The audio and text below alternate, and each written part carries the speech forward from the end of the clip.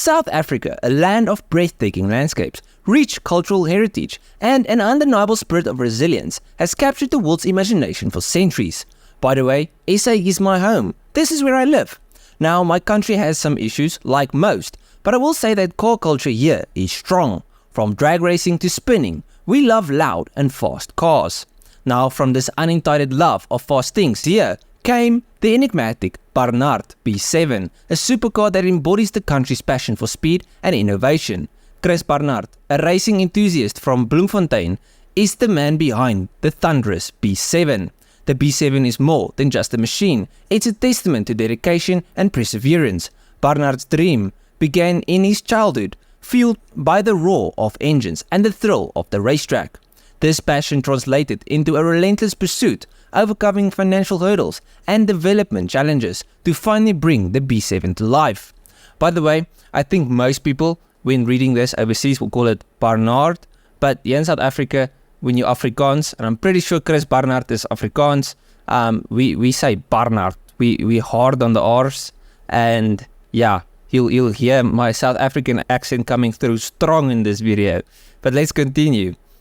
Now, unlike its luxurious Grand Tourer counterparts, the B7 is a true-blooded race car with a road legal license. It's not about opulent interiors or effortless cruising. It's about raw power, precision handling, and the exhilarating connection between driver and machine. Think of it as a Le Mans prototype disguised for a night out on the town.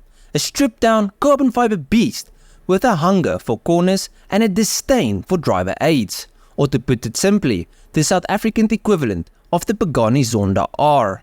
Now, I will be honest, there isn't a whole lot of info out there on this car, but here is what I do know. The B7 comes in one of 3 variants, each one boasting a monstrous 7-litre V8 engine, with options ranging from a 700 horsepower beast called the Btw 700 to an eye-watching 2000 plus horsepower behemoth called, and I'm sure you couldn't guess this, the Btw 2000. Now, as I'm sure you can think, no matter the model, they are all stupidly quick. I mean, it's a lightweight, streamlined supercar making 700 horsepower and up. But exactly how fast are they? Well, firstly, finding info on this thing is a pain in the arse, but I did eventually find some performance stats. So let's start with the base, Btw 700. It's powered by a dry sump 7-litre V8 producing 700 horsepower, all sent through a 5-speed sequential gearbox to the rear wheels. Now, this specific variant will reach 100 km per hour or 62 miles per hour in 4 seconds flat, and will go on to a top speed of 300 km per hour or 186 miles per hour. Not bad for the base model. Then you get the Btw 1100. Now we're talking serious firepower. This beast takes the same 7-litre V8 engine and straps on a pair of turbochargers, transforming it into a fire-breathing behemoth. This boosted V8 sends all of its 1100 horsepower to the rear wheels via a 4-speed sequential box. So the gear ratios are obviously longer to try and help combat wheel spin. But once you get the power down, she'll complete the sprint from 0 to 100 km per hour or 0 to 62 in just 3.5 seconds, and give her a long enough straight and she'll top out at 350 km per hour. This thing's a monster. But then you get the big boy, the Btw 2000. Same engine, twin turbos cranked up to 11. I will say I'm guessing it does have some strong internals, as holding an engine together while it creates that amount of power isn't easy.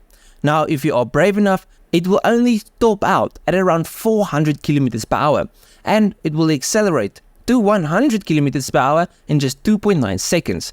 Remember, there is no traction control. You are the traction control, keeping the 2000 untamed horses under control.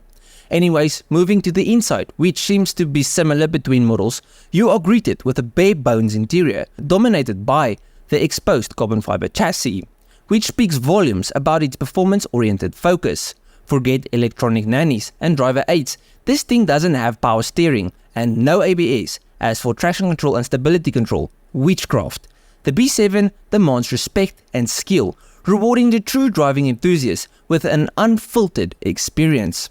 While the B7's ultimate performance potential remains to be seen, it does really impress me. It shows me that even in a struggling country such as the one I live in, people can still follow their dreams and create awesome pieces of engineering.